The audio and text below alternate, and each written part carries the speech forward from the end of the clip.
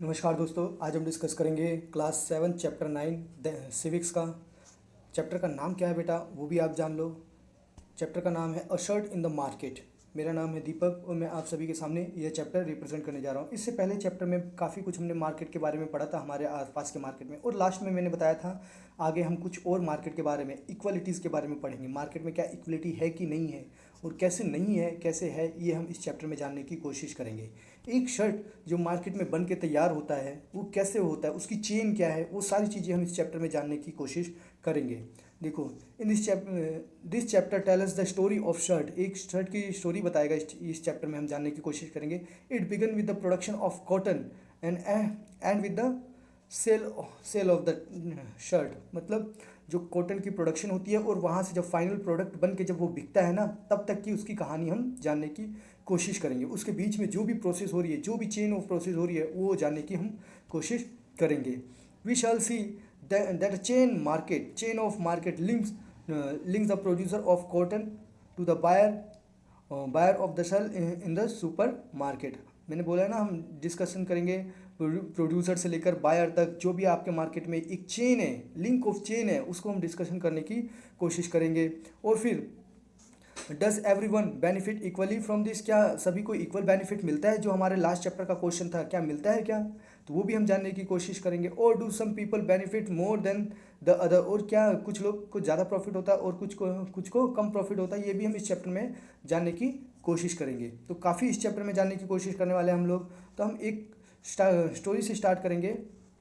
Cotton farmer कहाँ पे है? कुरनूल। फार्मर मतलब किसान। Swapna a small farmer in Kurnool. Kurnool कहाँ पे है? आंध्र प्रदेश में है। ये एक छोटी सी किसान है स्वप्ना। ये क्या करती है? कॉटन उगाती है अपने छोटे से लैंड में, जो उसके पास छोटे सा खेत होता है उसमें। The boll of cotton plant are ripe and some of the already burst. तो जो कॉटन उगाती है वो बस्ट मतलब क्या हो जाता है? फटना। बस्ट मतलब क्या हो जाता है? जब कॉटन उगाने के बाद जब वो निकलने लग जाता है बाहर। तो Swapna is busy picking cotton. अब स्वप्ना क्या हो जाती है? कॉटन पिक करने में क्या हो जाती है? बिजी हो जाती है जब वो बस्ट होता है। The bolls which carry the cotton in them, boll को पिक करती है ना जिसमें कॉटन होता है, do not burst open at the once, so it takes several days to harvest the cotton. और जो बर्स्ट नहीं होता उसको कुछ समय लगता है कि कॉटन बनने में। देखो, कॉटन की खेती है, सिंपल सी बात है। आपने कॉटन की खेती करी तो कॉटन होता है, तो उसके ऊपर वाला जो फ्लावर का पार्ट होता है ना, फूल का पार्ट होता है, वो बर्स्ट होता है, उसमें से कॉटन निकलता है, इसी को ही पिक करते हैं, तो हम उसे ही हम बोल रहे हैं cotton boll. Once the cotton is collected, एक बार जब कॉटन कलेक्टेड हो जाता है, तो instead of the selling it at the Kurnool cotton market, Swapna and her husband take the harvest to the local trader. वो मार्केट में जाने की बजाय, जब वो कलेक्ट तो कर लेते हैं कॉटन अपना सारा, लेकिन वो मार्केट में जाने की बजाय वो किसके पास जाते हैं? लोकल ट्रेडर के पास जाते हैं। At the beginning of the cropping season the Swapna had board. क्यों क्यों जाते हैं वो? क्योंकि जब क्रॉपिंग सीजन शुरू हुआ था ना, तो स्वप्ना ने क्या किया था? 2500 रुपये उधार लिए थे। किससे? ट्रेडर से। और बहुत ही ज़्यादा इंटरेस्ट पे। किसके लिए उधार लिए थे? ताकि वो सीड्स बाय कर सके, फर्टिलाइजर बाय कर सके, और पेस्टिसाइड्स बाय कर सके, और कल्टीवेशन भी उसको कर सके। At the time the local trader made the Swapna agree to another condition. और उसी समय में सपना से वो लोकल ट्रेडर जो था ना, उसने कंडीशन रखी थी कि भाई जो तुम कॉटन उगाओगे ना, वो तुम मेरे को ही बेचोगे। तो स्वप्ना ने बोल दिया ठीक है भाई। इसलिए वो क्या करते हैं? लोकल ट्रेडर के पास जाते हैं। Cultivation of a cotton requires the high level of input such as a fertiliser, pesticide, and the farmers have a incur heavy expense on the account of this. अब जब कॉटन की cultivation होती है उसमें बहुत ज़्यादा रिक्वायरमेंट होती है, बहुत सारे इनपुट की जरूरत होती है, जैसे बहुत सारा फर्टिलाइजर चाहिए, पेस्टिसाइड चाहिए, और जो फार्मर्स होते हैं उनकी बहुत ज़्यादा मेहनत भी चाहिए। Most often the small farmer need borrow money to meet these expenses. अभी लगभग सभी फार्मर को, लगभग की बात कर रहा हूँ, लगभग मैक्सिमम जो फार्मर होते हैं ना, उनको ये सारे काम करने के लिए क्या चाहिए होता है? पैसे चाहिए होते हैं। तो उनको पैसा क्या करना पड़ता है? उधार लेना पड़ता है। एट द ट्रेडर यार्ड, वो ट्रेडर्स यार्ड से क्या लेते हैं? उधार लेते हैं। Two of his man way bags of equal at the price of 1500 per quintal, the cotton fetches 6000। The trader deduct 3000 for the payment of loan and the interest pays Swapna 3000। अब उसके पास जाता है, उसके पास टोटल एक क्विंटल का 1500 हो गया, तो 6000 उसने कमाए, मतलब 4 क्विंटल लेके गई। तो वो ट्रेडर जो थे उसने 2500 रुपये दिए थे स्वप्ना को, तो उसने अपना इंटरेस्ट भी काट लिया 500 रुपये, और 3000 सब मतलब टोटल हो गया 3,000, 2,500 प्लस 500 3,000 हो गया, और 3,000 स्वप्ना को वापस पकड़ा देते। अब स्वप्ना बोलती है 3,000 ओनली, तो ट्रेडर बोलता है cotton is selling cheap, cotton बहुत ही सस्ता बिक रहा है मार्केट में, there is a lot of cotton in the market, बहुत सारे कॉटन मार्केट में अवेलेबल है। तो स्वप्ना सपना I have toiled so hard, तो फोर मंथ मैंने, सपना बोलती है मैंने 4 महीने इस कॉटन को उगाने में बड़ी मेहनत की है। You can see how fine cotton clean cotton is this time, वो बोलती है कितना फाइन और क्लीन कॉटन है मेरा, देखो आप। तो I had hope to get the much better price, वो बोलती है मैंने एक्सपेक्ट किया था कि आप मुझे और अच्छा प्राइस दोगे। तो ट्रेडर बोलता है अम्मा I am giving you a good price, मैं आपको अच्छा प्राइस दे रहा हूँ, other trader are not even paying this much, other जो दूसरे जो ट्रेडर है ना वो इतना भी नहीं दे रहे हैं, वो ऐसा बोलता है। लेकिन यू कैन चेक, आप जाके कुरनूल की मार्केट में चेक कर लो, अगर आपको मुझ पर बिलीव नहीं है तो। चन्ना स्वप्ना जो होती है वो बोलती है डोंट बी एंग्री, आप गुस्सा क्यों हो रहे हो sir, how can I doubt you, मेरे को डाउट, मैं आप पे डाउट कैसे कर सकती हूँ। लेकिन ऐसा नहीं है, सपना को पता नहीं था, सपना को पता है कि मार्केट में प्राइस क्या है ना, क्यों बस वो क्यों नहीं, अब देखो ये ऐसा आर्ग्यूमेंट क्यों नहीं करते हैं, देखो मैं आपको बता देता हूँ। क्योंकि सिंपल, सपना को पता है कि मार्केट का प्राइस कितना है, 1,800 रुपये है, लेकिन फिर भी सपना उसको 1,500 रुपये में बेच देती है। क्यों बेच देती है, क्योंकि वो गांव का सबसे बड़ा लोकल ट्रेडर होता है, कभी भी कोई भी ज़रूरत पड़ जाती है, इवन फैमिली की स्कूल में बच्चों की फ़ीस, और कोई बीमार पड़ जाता है घर में, कुछ कभी पैसों की ज़रूरत पड़ जाती है, तो ये सारी चीज़ें हेल्प कौन करता है हमें, वहीं का लोकल ट्रेडर करता है। अब बाहर का तो कोई करता नहीं है। अब हमें कोई बाद में वापस से कल्टीवेशन करनी हो तो कौन हमें देगा पैसा, तो यही लोकल ट्रेडर ही तो देगा ना, और कोई दूसरा देगा नहीं। इसकी वजह से वो क्या करती है, सपना उसी को ही बेच देती है। अब ये सारी चीज़ें, वो स्वप्ना की कहानी आपने पढ़ ली। अब the cloth market of Erode एक बहुत बड़ी सिटी है तमिलनाडु में, है ना।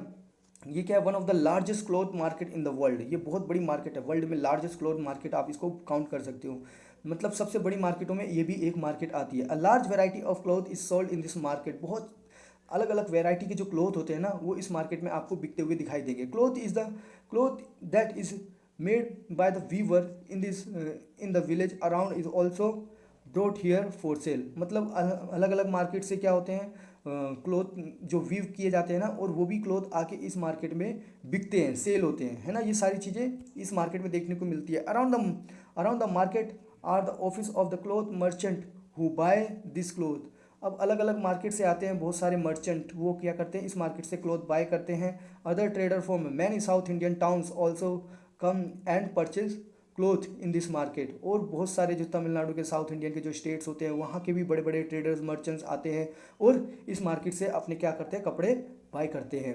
और फिर on market days you will also find the weaver bringing cloth that has been made on order from the merchant। अब इस मार्केट में देखोगे कि जो वीवर जो होते हैं ना वो अपने भी क्लॉथ बना बना के लाते हैं, क्योंकि उनको मर्चेंट ने कुछ क्या दिए होते हैं, ऑर्डर दिए होते हैं। अब उसको भी हम समझने की कोशिश करेंगे। These merchant supply cloth on the order of garment manufacturer and exporter around the country. अब ये जो देखो, ये जो मर्चेंट होते हैं ना, ये क्या करते हैं, इनको कुछ ऑर्डर देते हैं वीवर्स को कि कपड़े बनाने के लिए, और फिर ये वीवर जो कपड़े बना लेते हैं ना, फिर वो मर्चेंट को वापस भेजते हैं। क्यों, मर्चेंट क्या करता है, बड़े बड़े कॉन्टैक्ट रखता है, डीलिंग करता है बड़े बड़े एक्सपोर्टर से, और फिर ये सारे कपड़े क्या करता है, उन्हें सप्लाई कर देता है। दे परचेज द यान, अब ये क्या करते हैं, परचेज करते हैं यान और इंस्ट्रक्शन और and give instruction to the weavers about the kind of cloth that is to be made. अब ये जो मर्चेंट होते हैं ना, ये क्या करते हैं, यान परचेज करते हैं और वीवर को दे देते हैं कि हाँ भाई, और साथ में उनको कुछ इंस्ट्रक्शन देते हैं कि भाई ऐसे कपड़े बनाने हैं, ऐसे कपड़े बनाने हैं, तो वीवर क्या करते हैं, वैसे कपड़े बना देते हैं। अब ये सारी चीज़ें हैं। अब ये देखो यहाँ पे बताया हुआ है मर्चेंट क्या करते हैं, ये चेंज जो है आपको समझनी है। This is a merchant shop in the bazaar over a year. This trader have developed extensive contract, इन्होंने बहुत सारे कॉन्टैक्ट डेवलप कर लिए हैं गारमेंट फर्म से, है ना, अराउंड द कंट्री के सभी, वो मतलब जितने भी लगभग गारमेंट वाले लोग हैं ना, उनसे इनके अच्छे कॉन्टैक्ट होते हैं मर्चेंट के, और ये क्या करते हैं, वहाँ से ऑर्डर लेते रहते हैं। These trader purchase the yarn from the others. अब ये क्या करते हैं, यान को परचेस करते हैं मील से, है ना, अलग अलग मील से परचेस करते हैं और फिर वो यान किसको दे देते हैं, विलेजर्स को दे देते हैं, जो वीवर्स होते हैं ना उनको दे देते हैं। और वीवर्स क्या करते हैं, इनको क्या करते हैं, वीवर्स इन्हें रिटर्न में वो कपड़े बना के दे देते हैं और ये कपड़े बना के देते हैं और फिर बाद में उनको ये जो मर्चेंट होता है ना, ये जाके उनको एक्सपोर्टर और अलग अलग गारमेंट फैक्ट्रीज में दे देता है। तो इस हिसाब से गारमेंट वाले जो जो ट्रेडर्स होते हैं इनको बहुत ही ज़्यादा प्रॉफिट होता है। अब एक हम समझने की कोशिश करेंगे putting out system and weaving producing at home. देखो पुटिंग आउट सिस्टम को आपको समझना पड़ेगा। पुटिंग आउट सिस्टम जो मैंने आपको बताया ना, ये यही जो आपने चेंज समझी ना, यही है पुटिंग आउट सिस्टम। मतलब इसमें क्या होता है, देखो आप समझने की कोशिश करो, सिंपल स्टोरी में मैं आपको समझा देता हूँ। अब देखो पुटिंग आउट सिस्टम में क्या होता है, अब मान लो जो मर्चेंट होता है ना, वो क्या करता है, यान खरीदता है यान मिल से और क्या करता है, उसको दे देता है कपड़े बनाने के लिए, किसको, वीवर्स को दे देता है। अब वीवर्स क्या करता है, कपड़े बनाता है और कपड़े बना के क्यों करता है ये, क्योंकि इसके पास बहुत सारे कॉन्टैक्ट होते हैं बेटा। इसके लिए आपके पास भी बहुत सारे कॉन्टैक्ट होंगे तो आप भी ऐसा कर सकते हो। तो ये क्या करता है, यान खरीदता है, यान खरीदने के बाद वीवर को दे देता है, वीवर कपड़े बनाता है और कपड़े क्या करता है, कपड़े बना के वापस से किसको दे देते हैं, जिससे इन्होंने यान लिया था, मतलब मर्चेंट को ही दे देते हैं। अब ये मर्चेंट क्या करता है, आगे एक्सपोर्टर वगैरह को क्या कर देता है, दे देता है। तो यही होती है आपकी putting out system.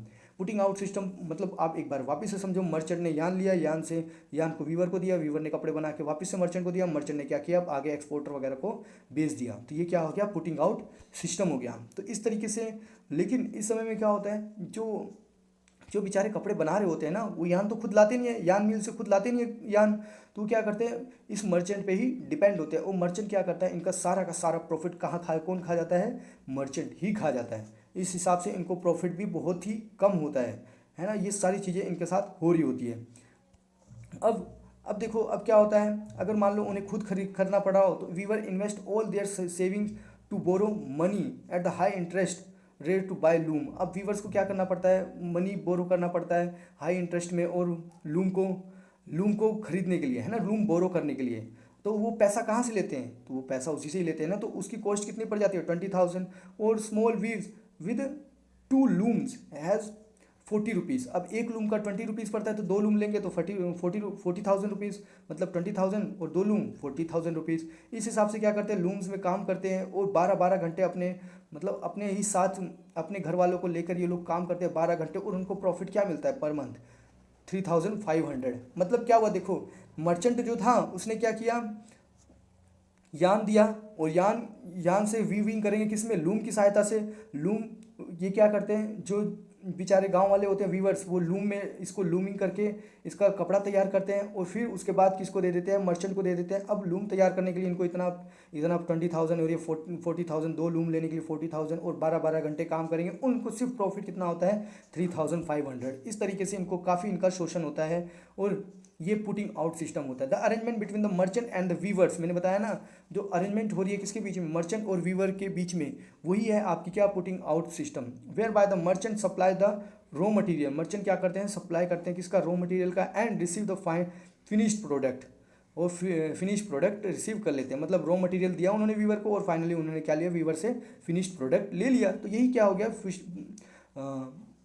Putting out system. It is prevalent in the weaver industry, the most of the region of the industry. ये बहुत ही ज़्यादा प्रेवलेंट है, बहुत ही ज़्यादा प्रचलित है ये सारे सिस्टम। प्रेवलेंट मतलब प्रचलित।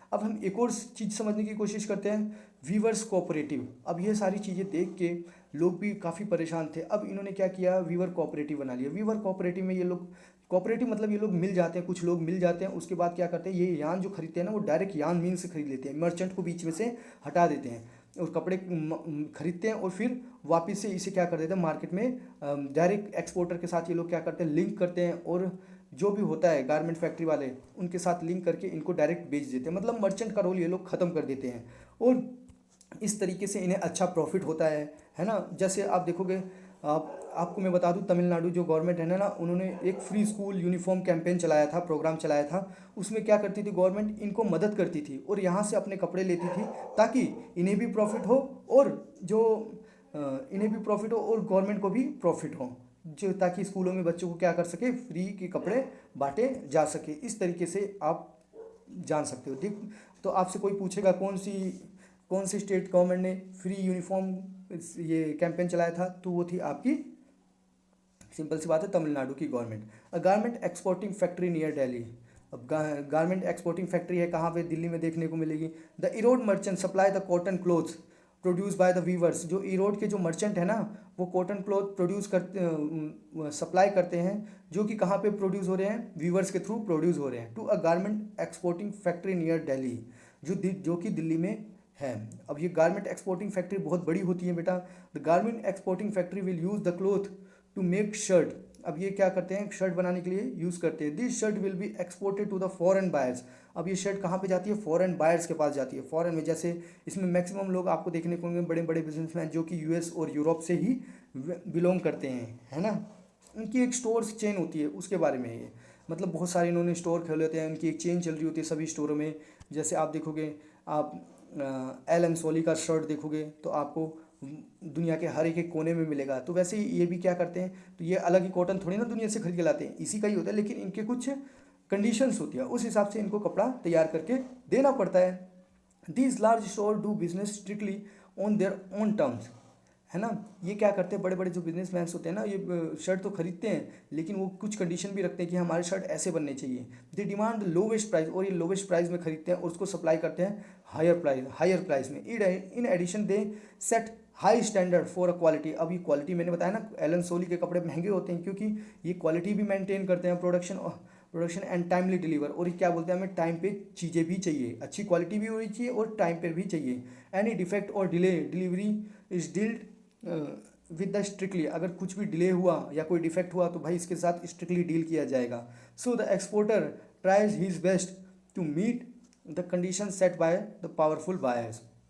तो जो एक्सपोर्टर होते हैं वो क्या करते हैं कि ये जो बायर्स हैं ना, यूएसए ब्रिटेन के, इनकी जो भी कंडीशन है ना उसको अच्छी तरीके से फुलफिल की जाए, ताकि ये नाराज़ ना हो और हमारी चीज़ें अच्छी तरीके से खरीदे। Faced with such a pressure from the buyer,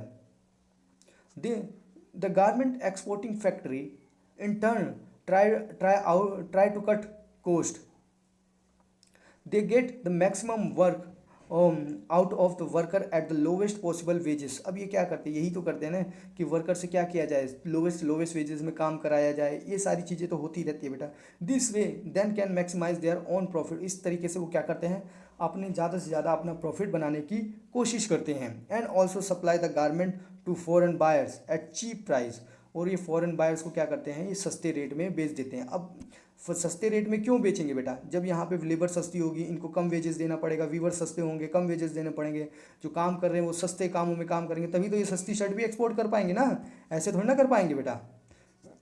तो यहाँ पे देखो आपको दिया होगा, देखो अभी और थोड़ा हम समझने की कोशिश करते हैं। The Impex garment factory has 70 workers. एक इम्पैक्स की गारमेंट फैक्ट्री है, उसमें कितने वर्कर है? 70 वर्कर्स हैं। उसमें ज़्यादातर क्या है? औरतें हैं, क्योंकि औरतें क्या होती है? सस्ते में काम कर लेती हैं। Most of these worker are the employed in a temporary basis. ज़्यादातर लोग क्या होते हैं? टेम्परेरी बेसिस पर ही काम कर रहे होते हैं, ताकि इनको ईजिली क्या कर सके? निकाला जा सके। This means that when ever the employer feels that the worker is not needed, जब भी उनको लगे कि वर्कर की अब जरूरत नहीं है तो उन्हें क्या कर सके? निकाल सके। The workers wages are fixed according to their skills. अब उनकी स्किल के हिसाब से उनकी वेजेस क्या होती है? फिक्स कर दी जाती है। The highest paid worker are the tailor get about the 3000 per month. जो हाईएस्ट वेजेस होती है वो 3000 होती है। Womens are employed as helper for thread cutting buttoning ironing, है ना, मतलब बटन लगाना, कटिंग करना, उसको प्रेस करना, उसके बाद उसकी पैकेजिंग करना। दीज जॉब इज, इन जॉबों में क्या होता है? लोवेस्ट पैसा भी लगता है ना, लोवेस्ट वेजेस भी देनी पड़ती है। तो ये बता रहे हैं टेलरिंग में कितना पैसा है, आयरनिंग में 1 रुपये 50 पैसे पर पीसेस है, और चेकिंग में 2000 रुपये है, थ्रेड एंड कटिंग बटनिंग में 1500 रुपये पर मंथ आपको मिलते हैं, जो भी वहाँ पे काम कर रहे हो। तो आप समझ सकते हो। अब यहाँ पे हम समझने की कोशिश करते हैं।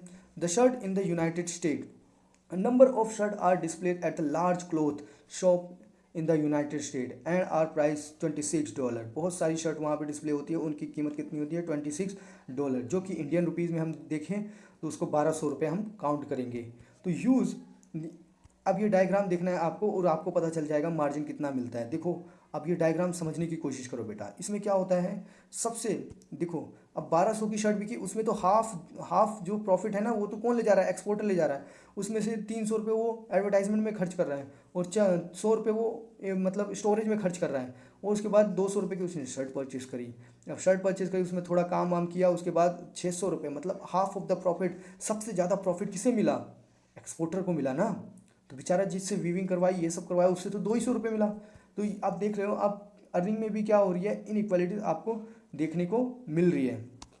अब देखो यहाँ पे भी ये समझने की कोशिश करो, the garment exporter sold the shirt कितने में, 200 रुपये में, और 200 रुपये per piece. The cloth other raw material cost 70 rupees per 70 per shirt. The worker wages cost another, तो ये आपको दिखाया हुआ है सारी चीज़ें जो हमने डायग्राम में देख लिया, 15 रुपये। तो ये सारी चीज़ें हुई हैं इनके साथ। तो अब इनको प्रॉफिट कितना हो गया, आपने देखा ना, 50% शर्ट का, एक शर्ट का 50% प्रॉफिट तो इन्हीं ही हो गया, मतलब 600 रुपये प्रॉफिट तो एक्सपोर्टर को ही हो रहा है बेटा। तो बहुत ज़्यादा ये लोग ह्यूज अमाउंट में प्रॉफिट कमा रहे हैं। तो वैसे ही फिल्म इंडस्ट्री में मैं बात करूँ, आपको जो हीरो हीरोइन है इनको तो बहुत कम पैसा मिलता है बेटा, लेकिन सबसे ज़्यादा पैसा कौन कमाता है, जो मार्केटिंग करता है उसकी, है ना, जो जितनी ज़्यादा स्क्रीन में लेके जाता है उसका सबसे ज़्यादा प्रॉफिट आपको देखने को मिलता है, जिसका कि आप नाम भी नहीं जानते। Who are the gainer in the market, अब मार्केट में कौन गेनर है, अरे भाई जो एक्सपोर्टर है वही तो गेनर हो गया ना। आपको पता चला, जो मार्केटिंग कर रहा है वही तो गेनर हो गया ना। Chain of market links the producer of cotton to the buyers at the supermarket. ये क्या है, चेन ऑफ मार्केट है, प्रोड्यूसर से लेकर सुपर मार्केट तक जब तक आप शर्ट पर पहुंचता है तो वहाँ पे क्या होती है, एक चेन बनी होती है। बाइंग एंड सेलिंग की टेक्स प्लेस एवरी स्टेप, हर स्टेप पे क्या होता है, बाय और सेल चलती रहती है। तो let us recall who were the people were involve in this process of buying and selling. कौन इन्वॉल्व होता है, did they all gain as much, क्या सभी को ज़्यादा ज़्यादा मिलता है। There were people who made profit in the market and there were some who did not gain much from the buying or selling. तो despite they are having a toil very hard earn little, अब देखो ना, जो ज़्यादा मेहनत करता है वो सबसे कम कमा रहा है। मैंने बताया ना, जो कॉटन बेच रहा है वो तो बेचारा कितना, 300 रुपये, आपने स्वप्ना की स्टोरी समझी, 3000 रुपये ही मिले उसे 2 क्विंटल कॉटन के। अब लेकिन और जो नहीं कर रहा और जो सिर्फ कांटेक्ट रख रहा है उसको बहुत ही ज़्यादा पैसे मिल रहे हैं। तो ये क्या है, मार्केट में इनइक्वालिटीज़ तो देखने को मिल रही है ना आपको। मार्केट एंड इक्वालिटीज़ के बारे में हम जानने की कोशिश करेंगे। The foreign businessman made the huge profit in the market. जो फॉरेन बिजनेसमैन होते हैं वही तो प्रॉफिट कमा रहे होते हैं, compare to this garment exporter है उससे भी ज़्यादा। Made only the moderate profit, इसने मॉडरेट प्रॉफिट कमा लिया। On the other hand the earning of worker at the garment export factory are barely enough to cover their day to day needs. अब ये सारे बेटा वर्कर की तो day to day need भी पूरी नहीं हो पा रही है। अब यहाँ पे ये लोग 50% जो फॉरेन बिजनेसमैन है वो तो 50% पैसा कमा रहे हैं। तो काफ़ी मतलब आप समझ सकते हो कितनी इनइक्वालिटीज़ है। इक्वालिटीज़ तो कहाँ है मार्केट में। Similarly we saw the small cotton farmer and the weavers at Erode city में हमने देखा ना, तो put a long hours hard work, वहाँ पे बहुत लोग बहुत मेहनत करते हैं, हार्ड वर्क करते हैं, but they did not get a fair price. उनको क्या फेयर प्राइस मिलता है, नहीं मिलता है। मार्केट फॉर जो भी मार्केट उन प्रोड्यूस करते हैं वो लोग मिलके, है ना, उनको भी कहाँ फेयर प्राइस मिलता है, किसी को भी फेयर प्राइस नहीं मिल रहा है। द मर्चेंट और traders are the somewhere in between, यही तो सारा प्रॉफिट खा जाते हैं। Compare to the weaver they have earn more but it is still less than the exporter. अब ये क्या करते हैं, ज़्यादा कमाते हैं लेकिन एक्सपोर्टर से तो कम ही कमाते हैं, ये जो मर्चेंट होते हैं। दस not everyone gain equally in the market. तो अब हमें पता चल गया सभी इक्वली नहीं कमा रहे हैं। तो सबसे पहले बेटा फॉरेन बिजनेसमैन वाला कमा रहा है, उसके बाद जो एक्सपोर्टर है वो कमा रहा है, फिर मर्चेंट कमा रहे हैं, और उसके बाद जो लेबरर हैं वो बेटा सबसे कम कमा रहे हैं, जो वीवर्स वगैरह हैं जिनका मेन रोल है वही सबसे कम कमा रहा है। वेदर इट इज़ कांता और स्वप्ना, भले वो कांता हो या स्वप्ना। कांता की स्टोरी भी हमने काफ़ी अच्छी तरीके से पढ़ लिया और स्वप्ना की स्टोरी भी हमने अच्छी तरीके से पढ़ लिया। If families don't earn enough how they would think of themselves equal to others. तो ये इक्वल कैसे हो सकते हैं बेटा, स्वप्ना की स्टोरी हमने समझ ली थी। On one hand the market offer people opportunity for work to be able to sell things that they grow और प्रोड्यूस। अब देखो, one hand the market offer the people opportunity to work to able to sell things that they grow. अब market तो उन्हें offer करता है कि भाई तुम क्या करो, ग्रो करो और प्रोड्यूस करो, हमको दो। It could be the farmer selling cotton और the weaver producing cloth. On the other hand it is usually rich and the powerful. जो आपके बीच में मर्चेंट बैठे होते हैं ना, वही सारा प्रॉफर क्या कहलाते हैं, खा जाते हैं। That the maximum earning from the market, इनको मिलनी चाहिए लेकिन इनको कहाँ मिलती है। These are the people who have money and on the factories, the large shops, large lands holdings etc, इन्हीं के पास, जो जिसके पास ये सारी चीज़ ज़्यादा है उसी को ज़्यादा प्रॉफिट है। The poor have depend on the rich and the powerful various things, है ना। तो पुअर लोग किस पे डिपेंड है, रिच एंड पावरफुल पर्सन पे ही डिपेंड है ना। जब तक उन्हें ये लोग मदद नहीं करेंगे तो पुअर लोग कहाँ से काम करेंगे। They have to depend for a loan, उनको लोन चाहिए, जैसे आपने स्वप्ना के केस में देख लिया। For and the most often employment, उनको एम्प्लॉयमेंट भी चाहिए, ये भी हमने स्वप्ना के केस में चाहिए भाई, क्योंकि अगर वो काम नहीं करेगी तो अपने घर का खर्चा कैसे चलाएगी। Because of the these dependence the poor are the exploited. इसी डिपेंडेंसी के कारण क्या होता है, पुअर लोग क्या हो रहे हैं, एक्सप्लॉयटेड हो रहे होते हैं मार्केट के अंदर। There are ways to overcome this such a farming forming cooperative of producer and ensuring the law are followed strictly. इसके लिए क्या बन रही है, एक कोऑपरेटिव सोसाइटी, जैसे हमने वीवर कोऑपरेटिव सोसाइटी पढ़ी ना, इसी तरीके से हमें क्या करना चाहिए, कोऑपरेटिव बनाने चाहिए और उसके कुछ लॉज बनाने चाहिए जो कि स्ट्रिक्टली फॉलो किए जाने चाहिए, ताकि हम रिच मैन से जब हट सके, हम जो मनी उधार ले रहे हैं मनी लेंडर से हट सके। ये सारी चीज़ें हमें करनी पड़ेगी। In the last chapter we will read about how the such fish workers cooperative was started in the Tawa river. अब हम लास्ट चैप्टर में फिश वर्कर के बारे में भी पढ़ेंगे, तो उसके बारे में भी हम अच्छी तरीके से पढ़ेंगे। तो बेटा आज का चैप्टर हमारा इतना ही है। आपने सिंपल देखो, इसको एक लाइन में मैं कंक्लूड करना चाहूँ तो आराम से कंक्लूड कर सकता हूँ चैप्टर को। मैं क्या हो रहा है, देखो सिंपल एक्सप्लॉयटेशन हो रहा है वर्करों का। जिसको ज़्यादा पैसा मिलना चाहिए उसको ज़्यादा पैसा नहीं मिल रहा है, बल्कि जिसको कम पैसा मिलना चाहिए उसको ज़्यादा पैसा मिल रहा है। अब क्यों ऐसा हो रहा है, क्योंकि जिसके पास ऑलरेडी पहले से बहुत ज़्यादा पैसा है ना, वो क्या कर रहा है, गरीब लोगों का एक्सप्लॉयटेशन करके उनकी मजबूरी का फ़ायदा उठा के, क्योंकि उनके पास एम्प्लॉयमेंट नहीं है, उनके पास पैसा नहीं है, उनके घर वाले हैं, उनको भूखे मर जाएंगे, तो इसका फ़ायदा उठा के ये लोग क्या करते हैं, इनसे खूब काम करवा के और इनको कम पैसे में ही क्या कर देते हैं, चीज़ें सप्लाई कर देते हैं। देखो ये एक चैन समझने की कोशिश करो, यहाँ पे इन्होंने दिया हुआ है, बहुत ही अच्छी तरीके से इन्होंने समझाया हुआ है। तो ये भी हम थोड़ा एक बार देख लेते हैं। अब स्वप्ना सेल करती है अपने ट्रेडर, कॉटन को सेल करती है ट्रेडर के पास। Customer they buy shirt in the supermarket, है ना, यही होता है ना।